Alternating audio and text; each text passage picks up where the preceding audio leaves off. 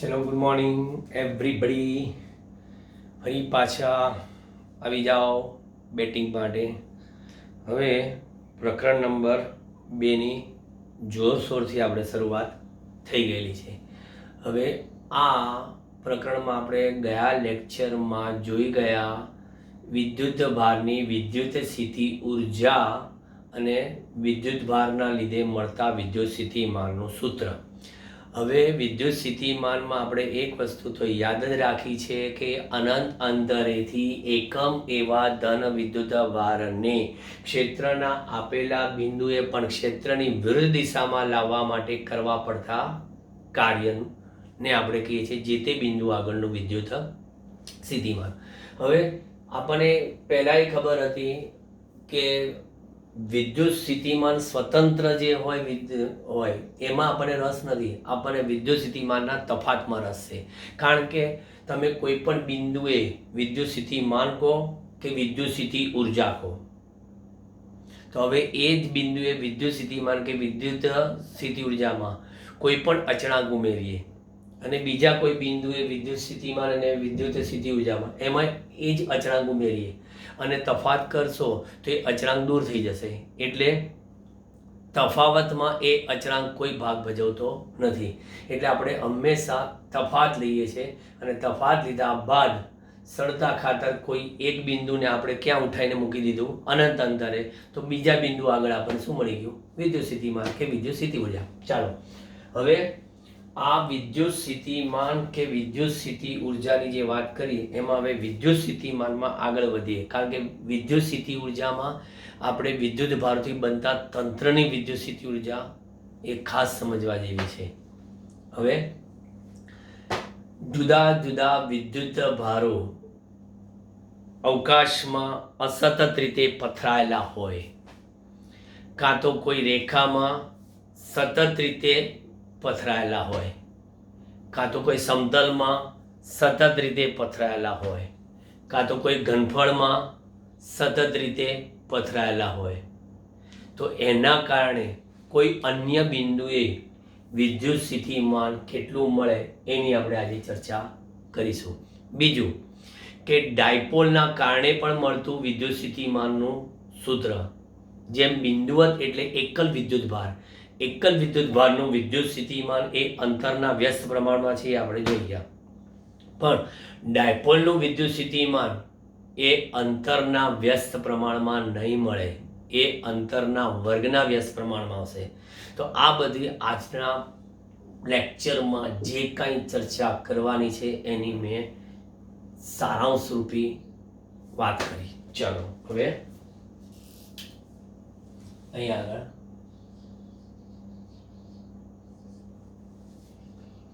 અવકાશમાં કેવા અસતત રીતે વિતરિત વિદ્યુત ભારોને લીધે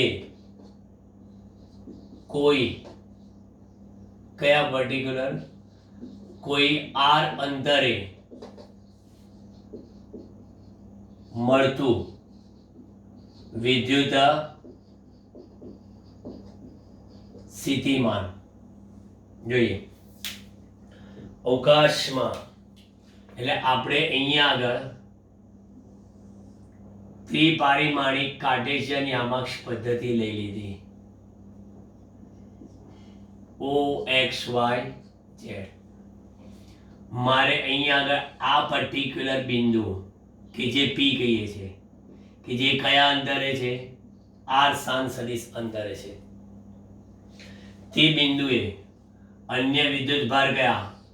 આ 1, આ 2, 3 એન્ડ સો ઓન. એટલે આને આપણે કહીએ Q1, Q2, Q3, Q4, Q5, Q6 and Qn. બરાબર. સપોઝ આ આપણે લઈ લઈએ Qn, તો એનો શાંત સદિશ એ આપણે કહીએ Rn.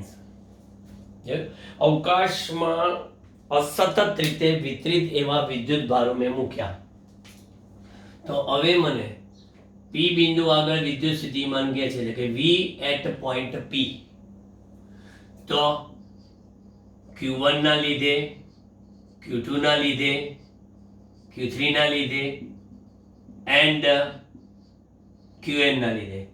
કારણ કે વિદ્યુત સ્થિતિમાન એ અદિશ રાશિ છે એટલે એના ધનનો સ્થિતિમાન ધન, ઋણનો સ્થિતિમાન ઋણ એમ કરીને સામાન્ય બૈજિક સરવાળો લઈએ છીએ. માટે V એટ પોઝિશન R બરાબર શું? અવકાશમાં છે એટલે આપણે અહીંયા આગળ KQ1 લખીએ.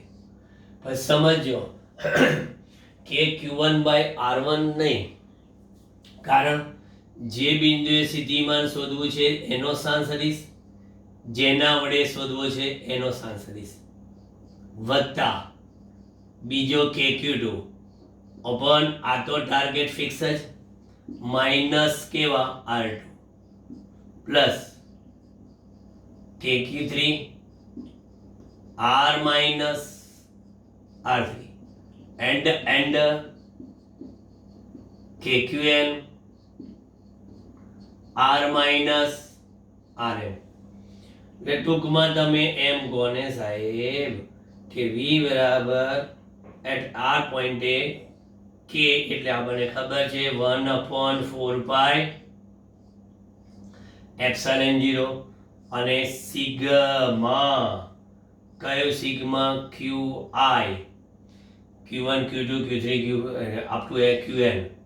અને પછી અહીંયા મેગ્નિટ્યુડમાં R minus RI where I is 1 to n.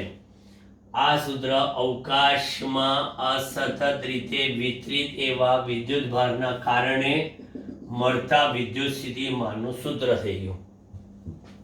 એક કરતા વધારે વિદ્યુત ભાર હોય. હું આમાં તમને અમુક દાખલાઓ આપીશ, આજે ટ્રાય કરજો, અમુક બતાવીશ, અમુક સેલ્ફ.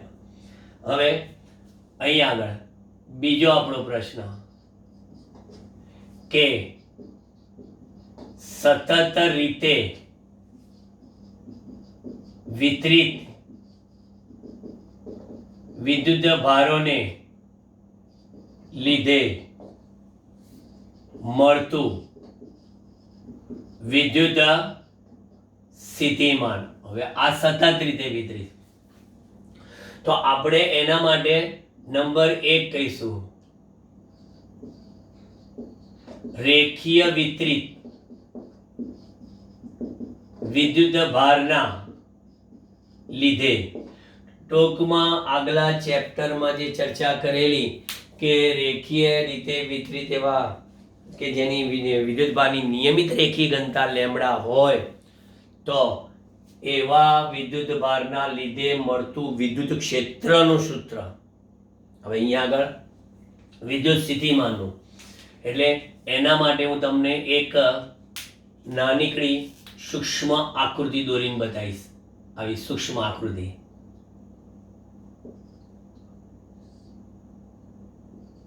આપણું Z, આ O, આ X, Y, આ રીતે નિયમિત, આ રીતે. એમાં એક નાનકડો ખંડ આપણે વિચારેલો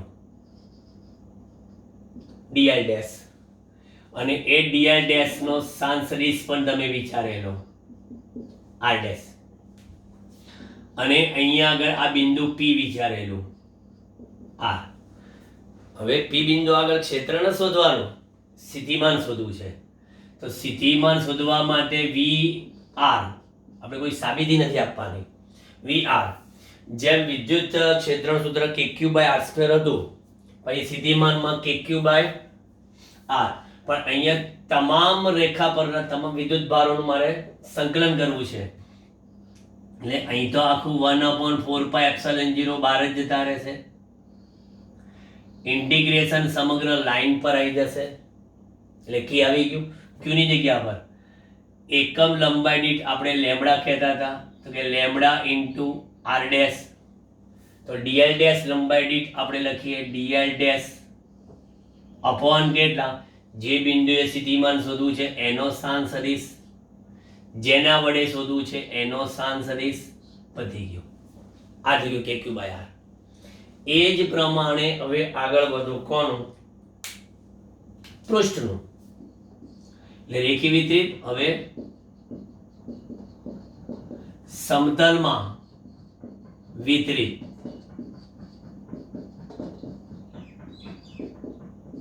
વિદ્યુત ભારને લીધે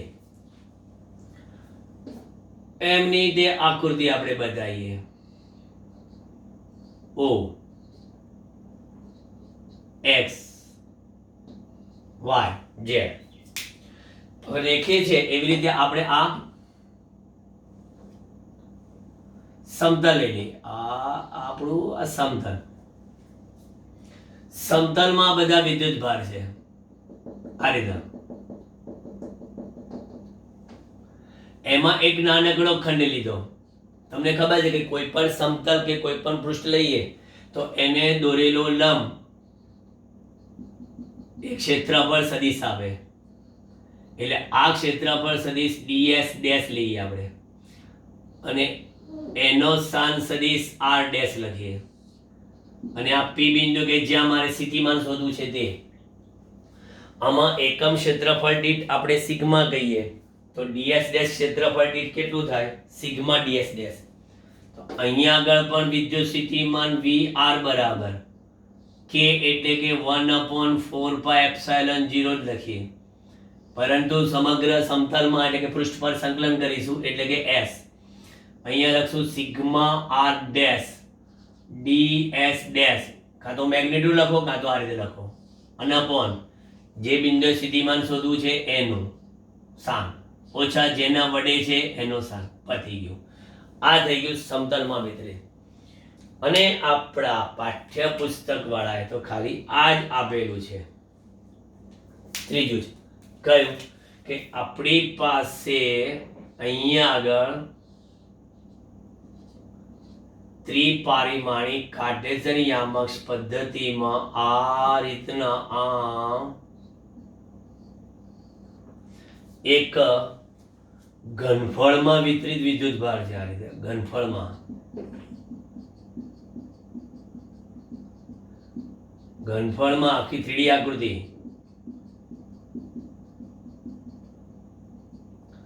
ઘનફળમાં વિતરિત. આ બંને સરખું ના સમજતા.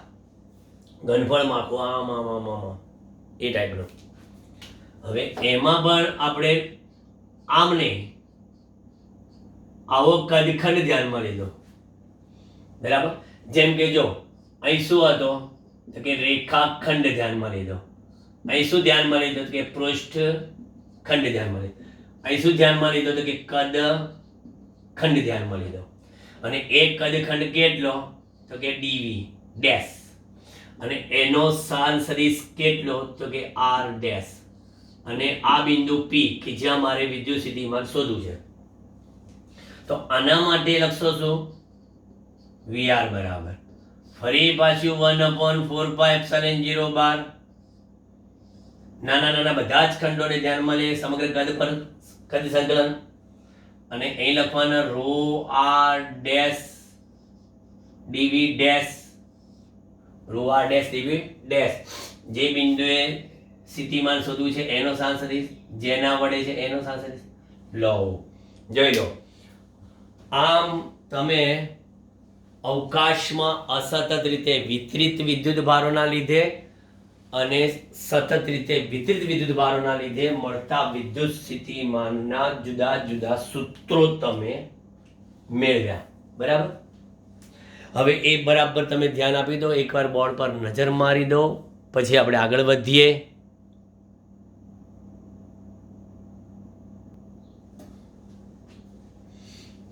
ચાલો હવે આગળ વિદ્યુત સ્થિતિમાનનું સૂત્ર આપણે હવે લઈએ. કોના માટે,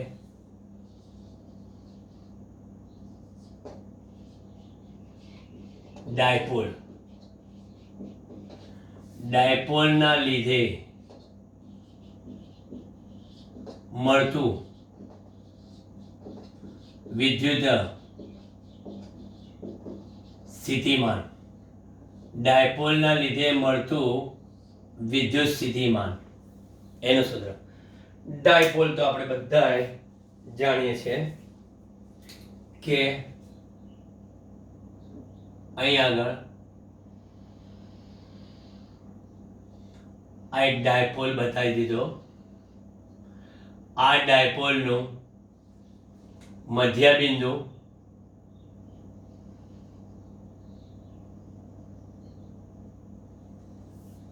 બધાને ખબર છે કે આ ડાયપોલની અક્ષ અને આ ડાયપોલની વિષુવરેખા. આ માઇનસ ક્યુ પ્લસ ક્યુ અને ડાયપોલ મોમેન્ટની ડિરેક્શન મેં બતાવી દીધી. આ મધ્ય બિંદુ ઓ લખીએ આપણે. આ છે આપણી પાસે પ્લસ એ સદિશ. અને એ બધું ના કહેવું હોય તો આપણને ખબર છે કે આ બંને વિદ્યુત ભાર વચ્ચેનું અંતર કેટલું? 2a. અને ડાયપોલ મોમેન્ટ P એ ક્યાં છે? માઇનસ ક્યુ થી પ્લસ ક્યુ. હવે અહીંયા આગળ એક બિંદુ પસંદ કરેલું છે, P બિંદુ, કે જે અહીંથી કેટલા અંતરે છે? અહીંથી આખું r અંતરે. આ r અંતરે આવેલું આ બિંદુ P. મારે આ બિંદુ શું શોધવું છે? વિદ્યુત સ્થિતિમાન. હવે જો સ્થાન સદિશ રીતે બતાવવા જઈએ તો r સદિશ તો એ આમ બતાવાય. ઓકે, r સ્થાન સદિશ. પણ પ્લસ ક્યુ જે છે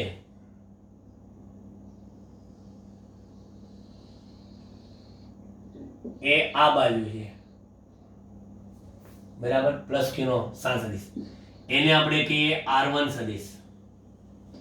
અને માઇનસ ક્યુ છે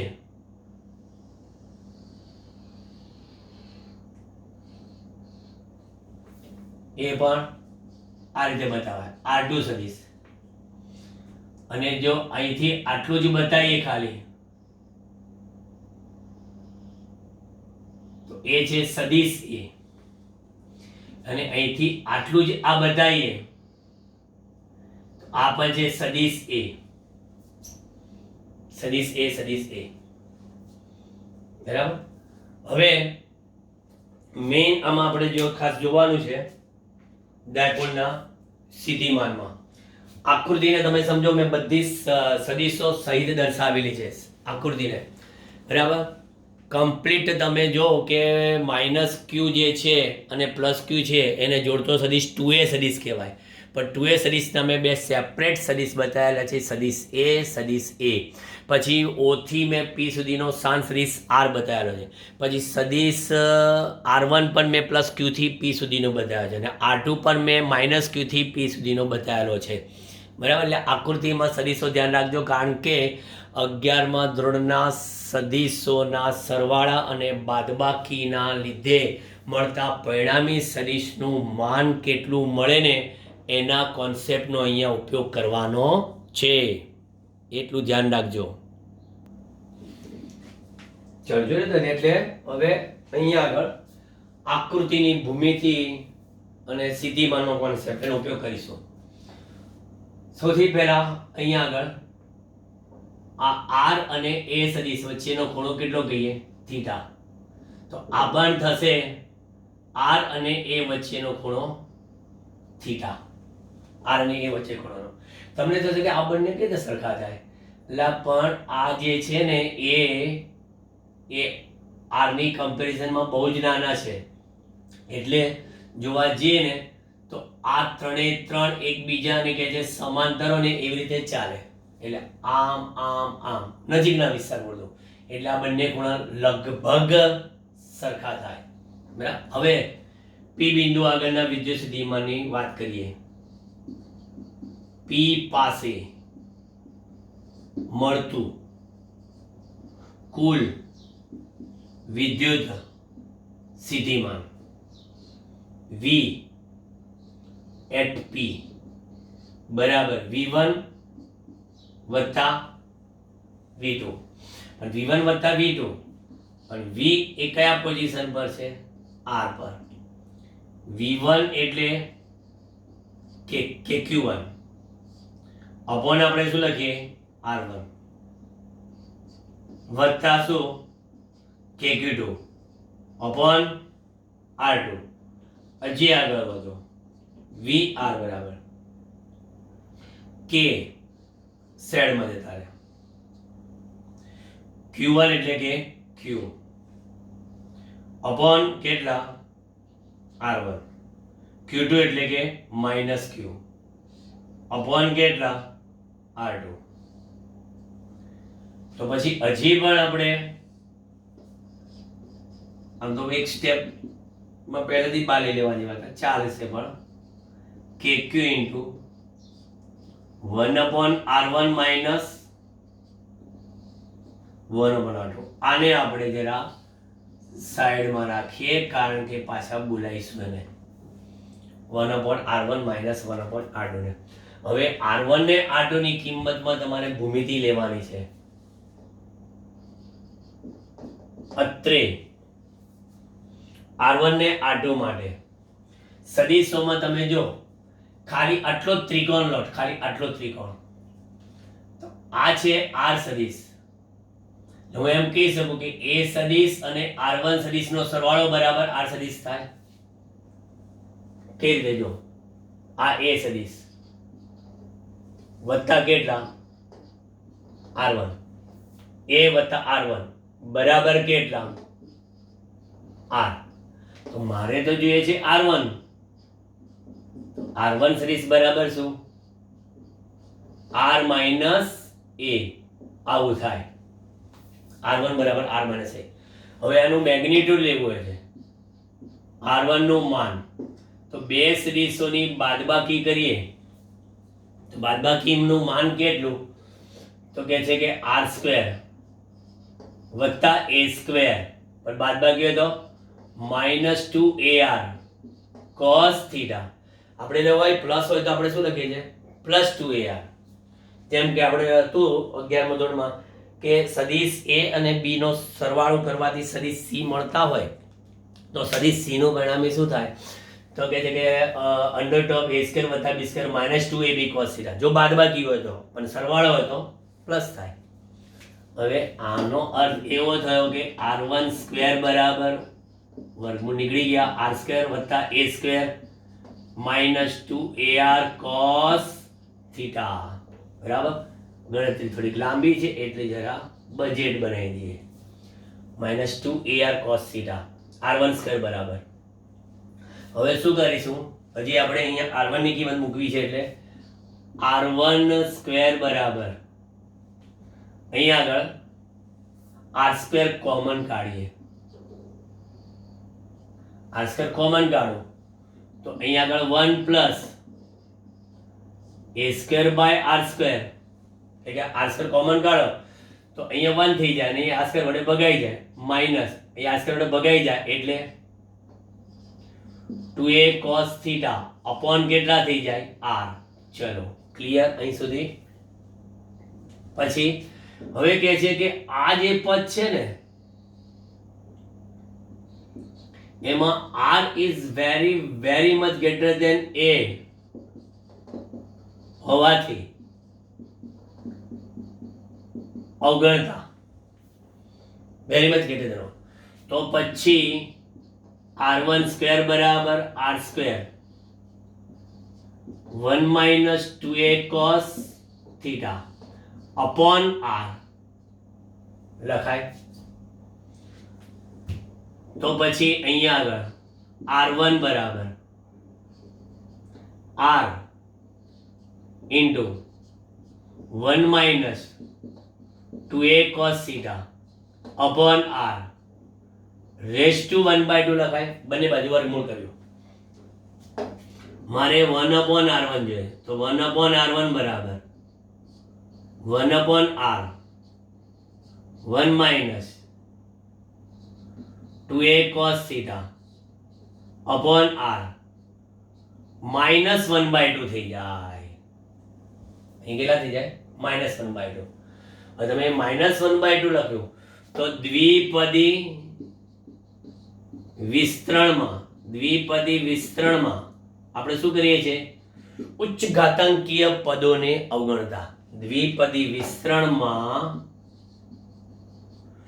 ઉચ્ચ ઘાતાંકીય પદો અવગણતા એટલે 1/r1 બરાબર 1/r ઇન્ટુ બ્રેકેટ. આ વિસ્તરણમાં આપણે તો એટલું જ યાદ રાખવાનું છે ઘાત વડે ગુણાઈ જાય એટલે માઇનસ માઇનસ પ્લસ થઈ જાય અને આ 2 વડે ભગાય એટલે 1 plus a cos theta upon r. આ પણ આપણું એક સ્ટેપ બની ગયું. r1 1/r1 છે ને એમાં મૂકવા માટેનો મસાલો તૈયાર થઈ ગયો આપણો. હવે માની લો કે તે જ પ્રમાણેની વાત કરીએ તો તે જ પ્રમાણે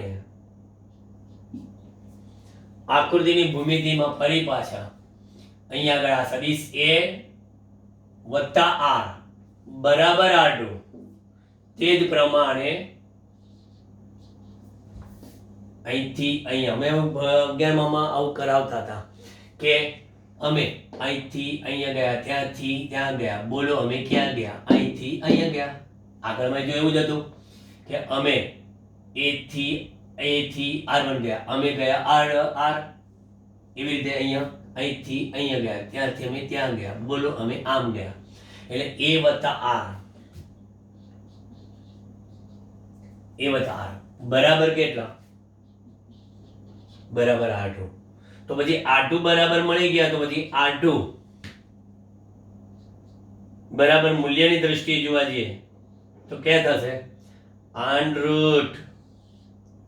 આની જેમ r² વત્તા a² વત્તા 2ar cos થીટા થાય.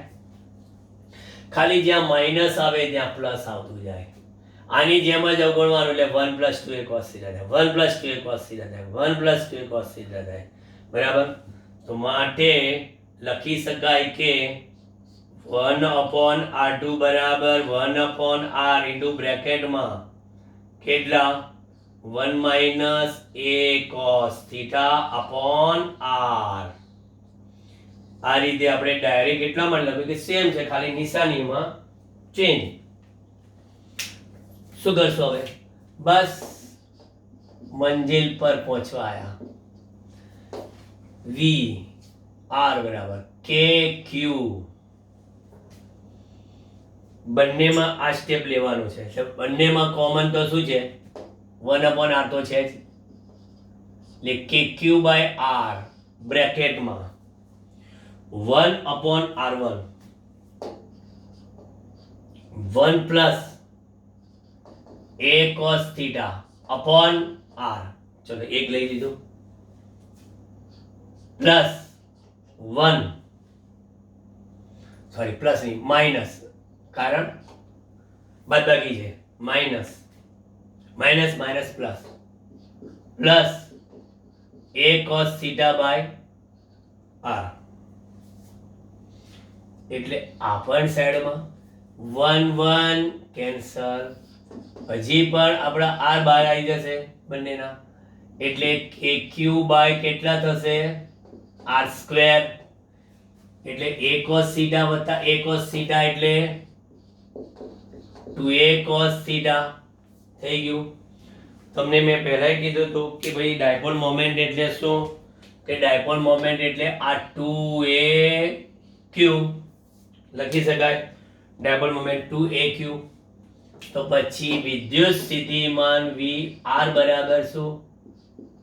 kp cos theta upon r². આયુને ડાયપોલ મોમેન્ટ આયુને વિદ્યુત સ્થિતિમાન ડાયપોલ મોમેન્ટનું અંતરના વર્ગના વ્યસ્ત પ્રમાણમાં. અને આમ પણ લખાય vr બરાબર k એટલે કે 1/4πε0 લખી દઉં. p cos theta ને લખવું હોય તો મારે કઈ રીતે લખી શકાય?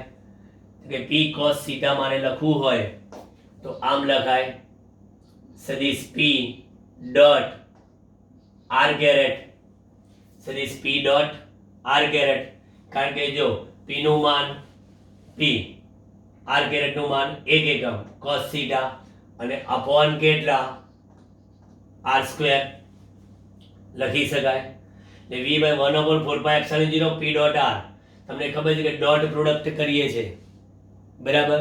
એટલે ડોટ પ્રોડક્ટ એટલે આ બંનેનો આનું cos theta અને upon r square, આ રીતે પણ લખી શકાય, આ રીતે પણ લખી શકાય. કિસ્સાની વાત કરો, કિસ્સામાં નંબર 1, ડાયપોલની અક્ષ પર, that means થીટા બરાબર 0 કે પાઈ, થીટા બરાબર 0, ડાયપોલની અક્ષ પર તમે અહીંયા પણ જઈ શકો, અહીં પણ જઈ શકો. ઉપર જાઓ તો થીટા બરાબર 0 અને નીચે જાઓ તો થીટા બરાબર પાઈ. તો ડાયપોલની અક્ષ પર v અક્ષ કેટલું કે plus or minus 1/4 pi epsilon 0 cos 0 બરાબર 1, એટલે કે p upon r square, 1/epsilon 0 p upon r square. અહીંયા આગળ પાછી બીજું, ડાયપોલની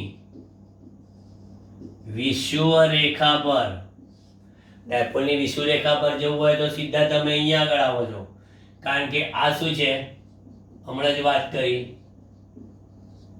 ડાયપોલની અક્ષ, અને આને કીધી ડાયપોલની વિષુવ રેખા. ત્યાં પી બિંદુ અહીંયા આવી જાય તો થીટા કેવા થઈ ગયા 90. therefore થીટા બરાબર π/2 માટે બરાબર, આ આના માટે. તો v વિષુવ રેખા પર કેટલું, તો કે વિષુવ રેખા પર cos 90 એટલે 0. આનો આ જવાબ અક્ષનો વિષુવ રેખાનો.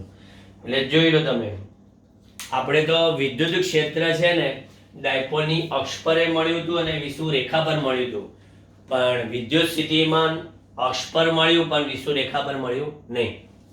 બીજું કે ડાયપોલનું વિદ્યુત સ્થિતિમાન જે મળ્યું v એ અંતરના વર્ગના કેવા પ્રમાણમાં, વ્યસ્ત પ્રમાણમાં. એટલે એકલ એવા વિદ્યુત ભારનો વિદ્યુત સ્થિતિમાન અંતરના વ્યસ્ત પ્રમાણમાં, પણ એકલ બેકલ, અહીંયા બેકલ એટલે ડાયપોલ માટે વિદ્યુત સ્થિતિમાન કેવું, અંતરના વર્ગના વ્યસ્ત પ્રમાણ.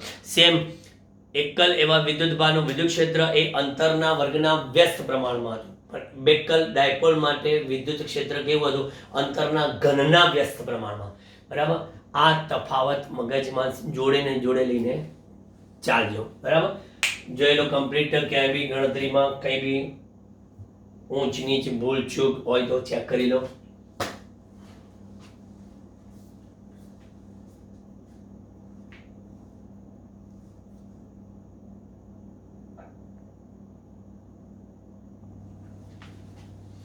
ચાલો હવે આગળ, વિદ્યુત સ્થિતિમાનમાં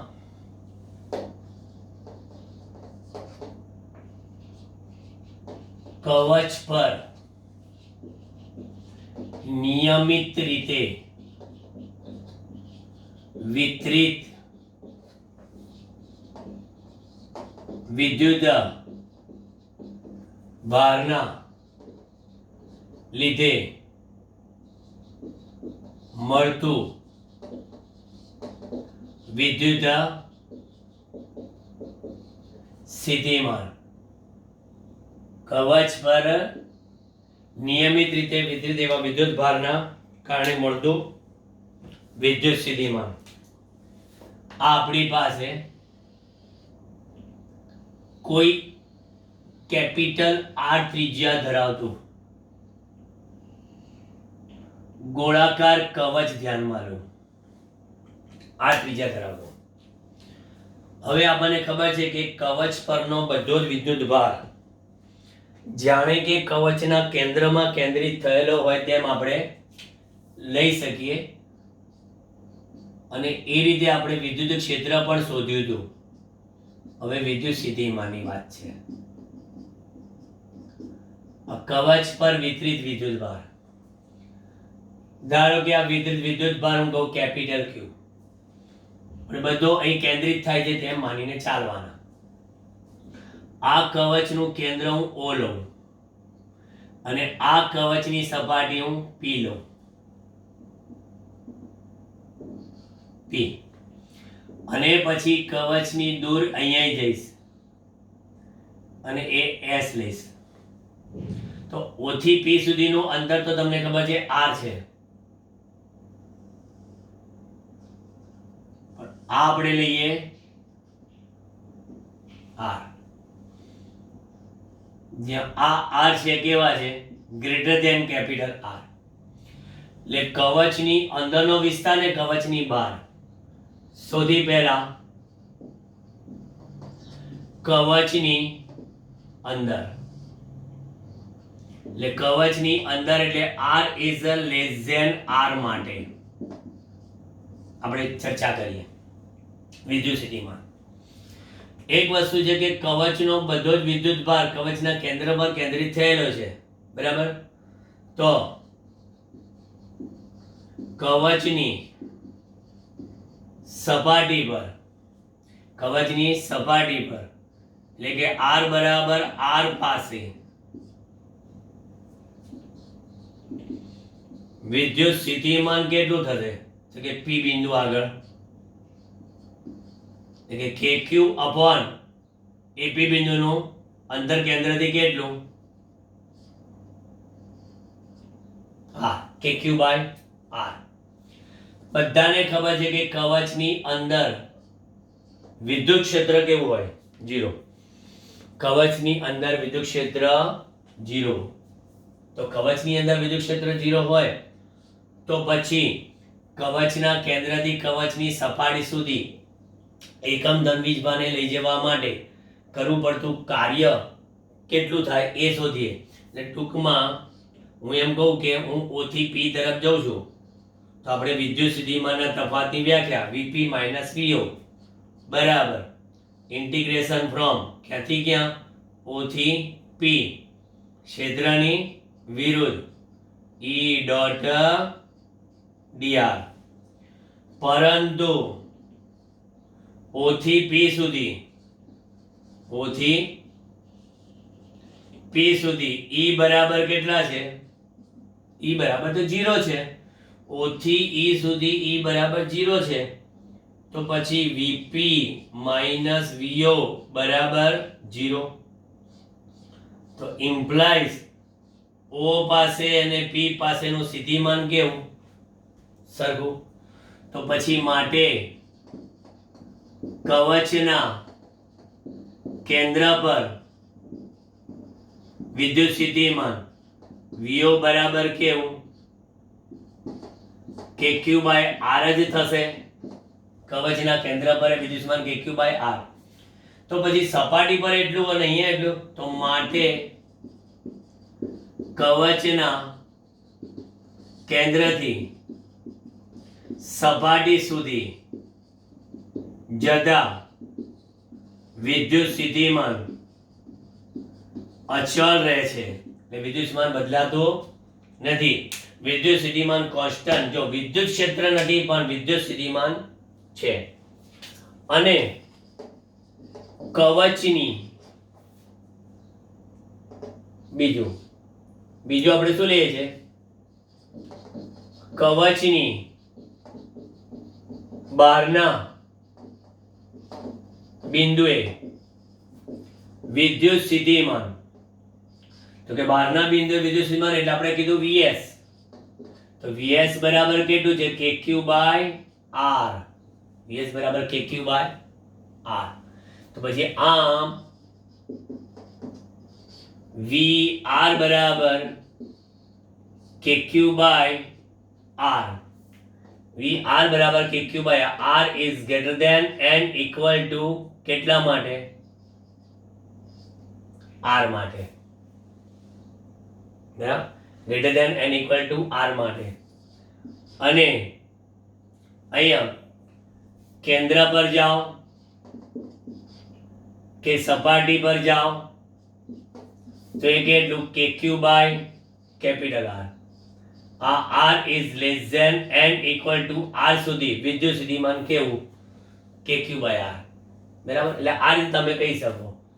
ઇન શોર્ટ તમે અહીંયા વિદ્યુત સ્થિતિમાનની વાત કરો, અહીંયા આગળ અંતરની વાત કરો તો આર બરાબર આર અંતર અને અહીંયાથી અહીં સુધી વિદ્યુત સ્થિતિમાન ફિક્સ જ છે. કેટલું તો કે ક્યુ બાય આર સુધી જેટલું, અને પછી ત્યાંથી આમ કરીને ઘટતું જાય છે. અને આ વી છે એ અંતરના વ્યસ્ત પ્રમાણમાં છે, અને આને કહે છે કવચનું શું કેન્દ્ર. એટલે કવચ માટે વિદ્યુત સ્થિતિમાન વર્સિસ અંતરનો આલેખ આવો બતાવી શકે, બરાબર. તમે કેન્દ્રથી સપાટી સુધી જાઓ, વિદ્યુત સ્થિતિમાન એનું અચળ રહે છે, અને પછી તમે આગળ જાઓ એટલે વિદ્યુત સ્થિતિમાન ઘટતું જાય છે, બરાબર. હવે હું તમને અહીંયા આગળ એક સેલ્ફ એટલે કે HW આપું હોમવર્ક, કરજો ટ્રાય. નંબર 1, આ એક ચોરસ છે, એની બાજુની લંબાઈ a છે. આ ચોરસના શિરોબિંદુ પર સમાન મૂલ્યના વિદ્યુતભાર મૂકી દીધા છે. કેન્દ્ર O પાસે વિદ્યુત સ્થિતિમાન શોધો, કેન્દ્ર O પાસે. પછી બીજું, ફરી પાછો આ ચોરસ, બાજુની લંબાઈ a, આ બે પ્લસ ક્યુ, આ બે માઇનસ ક્યુ, એમાંય તે કેન્દ્ર O પાસે વિદ્યુત સ્થિતિમાન શોધો, બરાબર. આ બધા પ્લસ લીધા, પેલા બે પ્લસ ને બે માઇનસ લીધા. પછી ત્રીજા નંબરમાં કહું,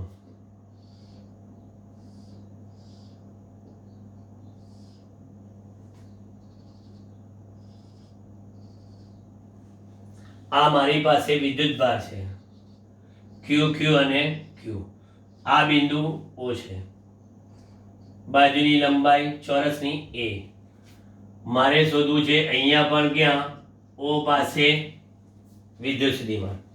બધા વિદ્યુતભાર કેવા આપ્યા છે પ્લસ. પછી ચોથું કહું, અહીંયા આગળ ફરી એ જ ચોરસ,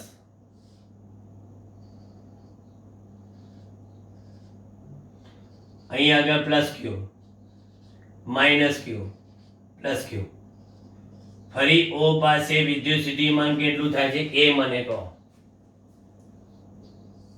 4. 5 નંબરમાં આપો. 5 નંબરમાં મારી પાસે સમબાજુ ત્રિકોણ છે, સમબાજુ ત્રિકોણ આમ.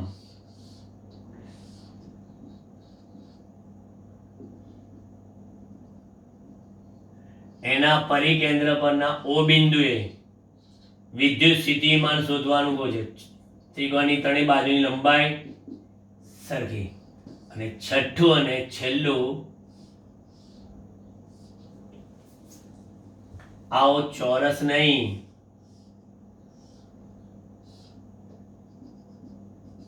કોઈ સમઘન લો, અને આ સમઘનના શિરોબિંદુ પર બધા પ્લસ ક્યુ વિદ્યુતભાર જ મૂકો.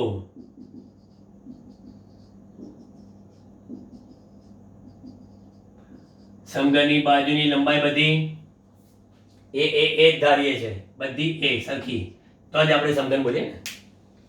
અને અહીંયા એના કેન્દ્ર પરનો બિંદુ O, તો એ કેન્દ્ર પરના O બિંદુએ VO બરાબર શોધો. લો બધો, એટલે તમામ તમે વિદ્યુત સ્થિતિમાન સમજ્યા છો એ ખ્યાલ આવી જાય. એક જ વસ્તુ યાદ રાખો કે વિદ્યુત સ્થિતિમાન શોધતી વખતે દરેક વિદ્યુત ભારનું જે બિંદુએ વિદ્યુત સ્થિતિમાન શોધવું છે એ બિંદુથી અંતર માપવાનું છે. બસ એ કોન્સેપ્ટ યાદ રાખજો.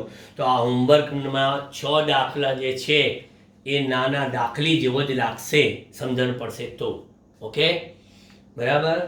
હવે આપણે નેક્સ્ટ લેક્ચરમાં પછી વધુ આગળ ભણીશું.